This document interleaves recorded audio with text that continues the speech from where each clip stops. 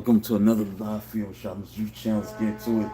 Chapter 4, Willie Mays and Willie McCovey is from the book The Top 50, the 50 Most Dynamic Duos in Sports History, Basketball, Baseball, Football, Hockey. Start with Willie Mays, Willie McCovey. They was nicknamed the M&M Boys by members of the New York press corps. Mickey Mantle and Roger Maris received a tremendous amount of media coverage during their time together on the Yankees. However, there was another pair of M&M boys who proved to be equally productive over a long period for the San Francisco Giants, Willie Mays and Willie McCovey. They established themselves as the National League's most dynamic offensive tandem for much of the 60s, combined to lead the Giants to one pennant and 5 second-place finishes between 1962 and 1969. Mays gained widespread acclaim as the greatest all-around player in the game. Willie McCovey instilled fear in opposing pitchers more than perhaps any other hitter in the sport. Already a legend in New York by the time the Giants moved to San Francisco in 1958, Willie Mays made key contributions to the Giants during their miraculous comeback that earned them the 1951 National League pennant. Appearing in the Giants uniform for the first time that year, the 20-year-old Mays struggled mildly with his self-confidence early in the season as he attempted to justify the faith that New York manager Leo Durocher placed in him. Things got so bad for the rookie during the early stage of the campaign that he frequently turned to roommate Monty Irvin for consolation, crying himself to sleep at night in the arms of the veteran outfielder and former Negro League star. However, Mays eventually righted himself, finishing the year with 20 home runs, 68 runs batted in, 274 batting average. His contributions during the season's second half helped the Giants overcome a 13.5 game deficit to the Dodgers, thereby forcing a 3-game playoff between the bitter rivals that resulted in a Giants victory. Mays spent most of the next 2 years in the military, appearing in only 34 games in 1952, missing the entire 1953 campaign. Returning to the Giants in 1954, Mays led this team to the pennant and world championship, established himself in the process as one of the game's great players. Mays hit 41 home runs, drove in 110 RBIs, scored 119 others, led the league with 345 batting average and route to earning National League MVP honors.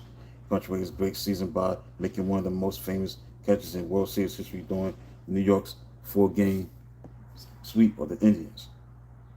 Spectacular over-the-shoulders grab over a ball hit some 450 feet by Cleveland slugger Vic Wertz.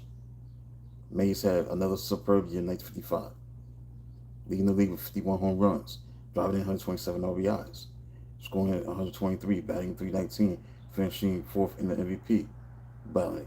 The center fielder also performed quite well in each of the next 2 seasons, surpassing 30 home runs, 100 RBIs, 100 runs scored both years. It hit 333, leading the league with 20 triples in 1957.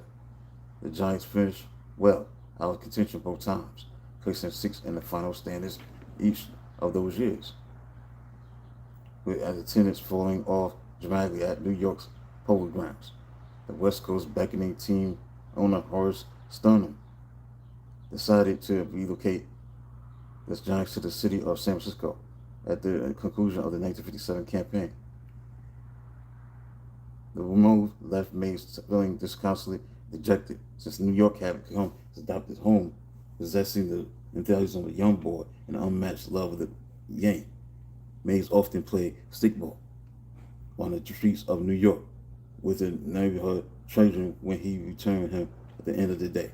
Heartbroken as he was, Mays joined his teammates when they journeyed west at the start of the 1958 season. Even though Mays could play exceptionally well after the Giants moved to San Francisco, the hometown fans treated him something different his first few years there, since they considered him to be very much of a New Yorker. They also resented the favorable comparisons being made of Mays to Bay Area legend Joe DiMaggio. The Yankee Clipper reached icon status while playing for the San Francisco Seals of the Pacific Coast League before he joined the Yankees in 1936. Local fans scoffed at the notion that anyone could be as good as DiMaggio. They correspondingly acted unfavorably to Mays. They immediately adopted the 1958 National League Rookie of the Year, Orlando Cepeda, as one of their own, choosing to welcome him with open arms while simultaneously displaying little in the way of affection toward Mays. Willie remained one of the finest all-around hitters in the game, having superb years in both 58 and 1959. And first of those seasons, Mays hit 29 home runs, not in 96 runs. Scored a leading 121 times. Placed second in the batting race with a career high 347 batting average. 347 batting average, he hit 34 home runs, drove in 104 runs, 1959, while scoring 125 runs, batting 313. The Giants spent their first 2 years in San Francisco playing in Old Steel Stadium, the same ballpark which Joe DiMaggio made a name for himself some 25 years earlier. In 60, they moved to Candlestick Park, which remained the team's home until well over after Willie retired. So with his cold spring wins, Candlestick Park presented a new challenge to Mays. Not only did he have to learn to perform under extreme adverse conditions, but he also needed to adapt his swing to accommodate his new surroundings. The gusty winds at New Candlestick generally tend to blow in from left field and out toward right. The right-handed hitting Mays soon discovered that it behooved him to become less of a pull hitter, to drive the ball more to the opposite field. Hitting the ball to right field was something he really did with great regularity. In subsequent seasons, slugging a significant number of home runs over Candlestick right field fence. By 1960, Lance Spade wasn't the only Giants player with whom Mays needed to compete for the affection of the fans. It was Big Willie McCovey, won the National League Rookie of the Year award 1 year earlier, even though he appeared in only 52 games for San Francisco. 6'4", 230-pound McCovey hit 13 home runs, drove in 38 runs, and batted .354 in only 192 official at-bats in 1959, enabling him to become an instant favorite of the fans. It wasn't until 1963 that the left-handed slugger earned a full-time starting job in the Giants lineup. Splitting his time between first base and outfield from 1960 to 1962, McCovey often found himself setting up San Francisco bench against opposing left-handers, giving way to outstanding right-handed batters. And first baseman like Cepeda, outfielder Felipe Alou, when his name was entered on the lineup card, McCovey produced more than often than not. He failed to appear in more than 106 games or compiled more than 328 official at-bats in any of those seasons. He was most productive during San Francisco's 1962 pennant-winning campaign, batting .293, hitting 20 home runs, driving in 54 runs, and in only 229 official plate appearances. Mays finished among the league leaders in home runs batted in, runs scored all 3 years. His leading 49 homers. Career best 141 RBIs in 1962. Helped lead the Giants to the National League pennant, earning him in the process of close second place finish to the Dodgers' Murray Wells in the MVP voting. McCovey joined Mays as a full-time starter on the Giants the following year.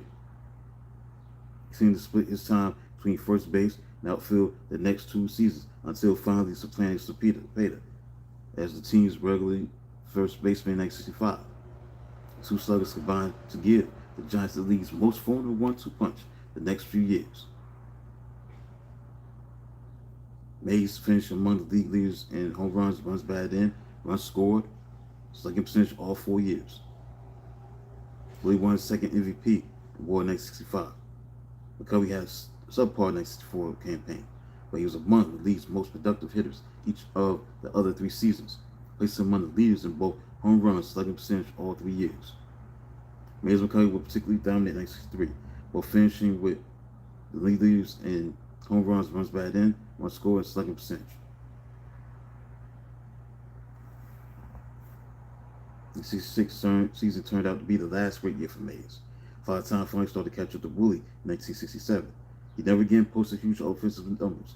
Mays remained a productive player the next 5 years, averaging 21 home runs, 70 runs batted in, 81 runs scored from 1967 to 1971 while batting over .280 in 3 of those seasons.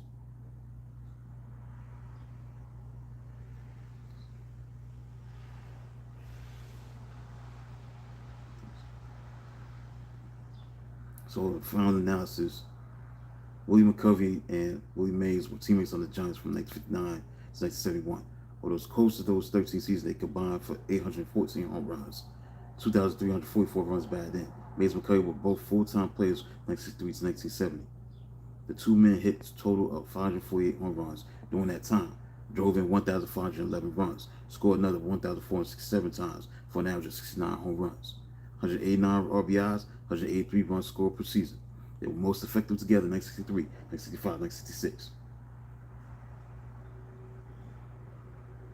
Either Mays or McCovey led the National League in home runs 6 times between 1962 and 1970, with one of them topping the circuit each year from 1962 to 1965.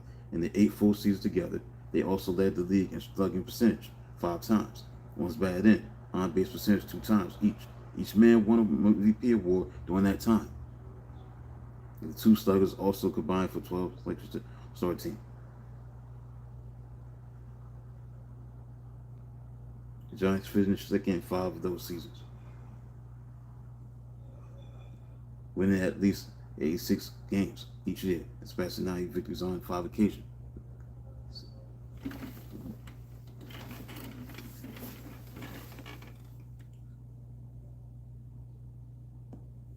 So that's it, man. Done with.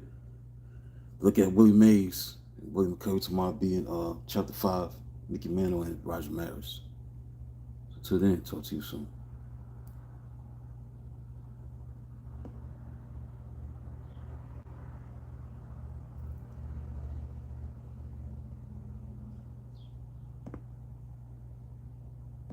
Why is it divorce rate is higher today than it's ever been?